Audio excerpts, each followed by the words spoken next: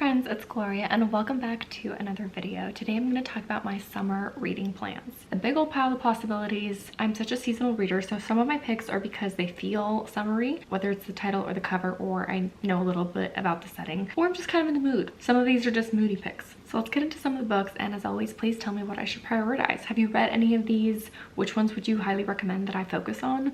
Because I tend to do that. When you tell me what to read, I tend to do that for the most part. No promises, but I've been pretty decent at sticking to my TBRs this year, actually, for the first time in a while. So like I said, it's possibilities, but likely a lot of these will get read. Fingers crossed. I'm gonna start with historical fiction, my biggest genre. I'm reading a ton in June, but I read it all year round. It's almost always my top genre of every month. It's my top genre always since I started reading again in the last 5-6 years. So I picked some on my shelves that just feel very summery to me. The Girl with the Louding Voice by Abidare. People love this book, love this author. I believe this is a duology. This one is set in Nigeria and Africa. Remarkable, inspiring story about a teenage girl growing up in this village, and she learns to speak up for herself. Again, heard great things. I feel like I should read it. It's been around forever. It's been on my radar forever, and I just need to read a book and I need to love it.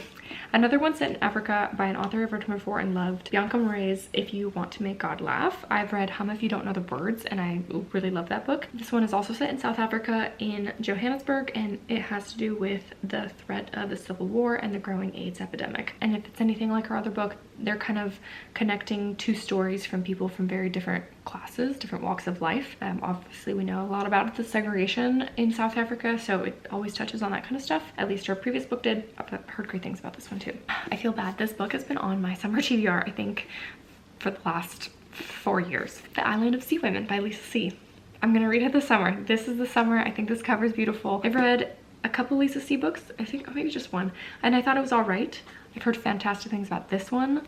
Like, I heard this is the book and I'm gonna love it. So it's gonna happen this summer. This book has multiple timelines, but it mainly focuses on the female Korean divers that provided, I think, while a lot of the men were out during the war. Another book I cannot believe I've not read, and it's at the very top of my priority list to read this year because so many of you recommended it to me, and I think I'm gonna love it, hopefully. William Kent Kruger's This Tender Land. I heard this is the perfect read to read in summer because it's set during a Minnesota, in the summer of 1932. So it's set in the summer in Minnesota, and it follows a ragtag group of boys running away. I think people running away from an Indian training school. It has some heavy themes, but heard it's really good. So would love to finally read that one. And then it's about time I probably read another Khaled Hosseini. I enjoyed The Kite Runner. There's some really hard content in there, but I understand why it's a popular beloved book, and I've heard great things about A Thousand Splendid Suns. I think this one also has some very tough topics, maybe a little bit more female focused in Afghanistan. And then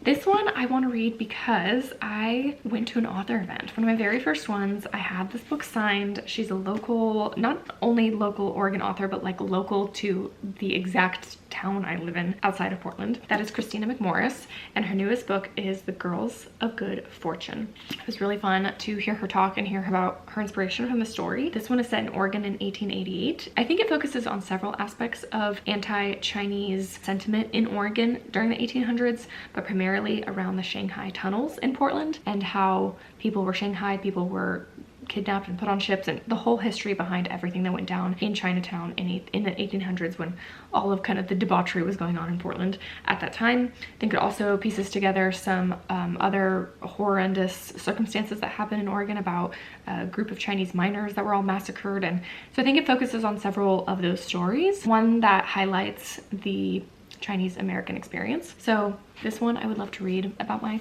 local history that I don't know much about. Next, because I loved Edenbrooke, which was a very proper, sweet, wholesome Regency romance, I want more. I want more books like that. I read her other book, but I want more. And two that I have on my Libby waiting for me when the moon strikes is, one is called Summer Haven and one is called Lakeshire Park. Both of these, not the cutest covers. I don't love the Regency romance covers at all. They're very, not my favorite, but hopefully they're fun and they're gonna scratch that itch that I have to read another kind of sweet, wholesome, but not cheesy romance read. So those are possibilities that will get read this summer, and please let me know if you know of any more. that are like this, that are actually good. Then let's move into some contemporary options. I most recently hauled Wildflower Bay by Rachel Lucas. I've never heard anyone talk about it. I found this at a used bookstore. This has to do with a small remote island off the coast of Scotland, and the main character's name is Finn, which is my son's name, Finn.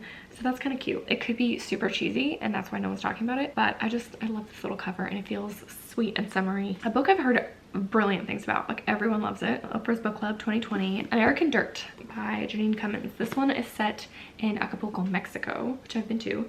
And I think it has to do with the drug cartels in Mexico and a woman that lives there. Her husband's a journalist. I've heard this book is brilliant, so I think I need to read it. Feels summery, feels like the right season to read it in. Let me know if you read it. What do you think? The next possibility, for some reason I'm so drawn to read this book and I really want it to be good, but it has a very low, one of my lowest average rating books on my shelves that I own, and it is called California by Eden Lupecki. This is a post-apocalyptic story. Basically life has fallen apart around them and this couple and their unborn child run away to the woods to live in an encampment to survive, and stuff goes down, stuff is happening. It might be really bad. For some reason it sounds really intriguing and I love this cover and like the spine. I just think it's so cool, and this like California kind of redwood forest just reminds me of summer camping. That's why it screams summer to me. I want to have high hopes. I want to really like this book, but I'm a little nervous due to the average rating. Another kind of post-apocalyptic series. I had a really good time reading the Wool Silo trilogy in the fall in 2024 from Hugh Howey, which is the book series that the popular show Silo is based off of. And he has another duology that is called Sand. This duology is on my books that I want to read this year, and I figured the summer is the best time to read potentially about this dune-like desert setting. Should be, I'm assuming, hot and dreary and the land inhabitable. I feel like August is a good month to read that in. So that is a duology that I will hopefully likely get read this summer. A couple fantasy options. I'm kind of dipping my toes in some of the popular fantasy out there because I don't know. I think it's because of all the Harry Potter fan fiction I've been reading, and I'm like, I need to read other fantasy that's good. And so I'm curious. I'm curious about what's out there, but I'm not a fantasy girly, so most of the ones I read I don't like. But one I'm gonna try is An Ember in the Ashes by Saba Tahir. Krista and Sarah, two fellow booktubers, are hosting a read-along with this whole book series in Fable, I believe, and I'm gonna try it. I heard the audiobooks are good. I know absolutely nothing. I do know that it is YA fantasy. We'll see if I like it. I'm a little dubious going in. I'm hesitant. You know, we'll see what happens. Very good chance that I will not enjoy this, but I want to like it. I think I'm gonna bite the bullet and I'm gonna try A Court of Thorns and Roses by Sarah J Maas. I have a very good feeling that I think I'm gonna hate this book. If it's anything like Fourth Wing, which I thought was absolute trash, I'm gonna try it. Because more than anything, I have so much of the series because they are always donated to our library in brand new condition. So I basically have the whole series that I got for like $2. But I think I'm gonna like hate it, but I wanna try it. I wanna try the first book. I will happily DNF it if it's not working for me. Maybe I'll be pleasantly surprised and just have a great time. Just have a great time escaping into some YA/adult fantasy. I don't know. All I've been told is that it's fairy porn, which is not what I want to read, but I'm hoping that it's more than that. If anything, I want to try it to then get rid of the whole series and never be tempted to have it on my shelves again. Next, let's talk about some classics. I've been really bad at reading classics this year. I don't read too many, but I try to at least read, I don't know, 10 to 12 a year, and I don't think I've read very much this year at all, but I would love to read a couple. This book has come up on quite a few summer recommendations videos that I've watched recently, and that is The Thornbirds by Colleen McCullough. This is an Australian outback family saga, originally published in the 1970s. I've heard it's great. 3 generations of the Clearys live in the Australian outback. Dark passions, violence, scandalous family legacy, and forbidden love.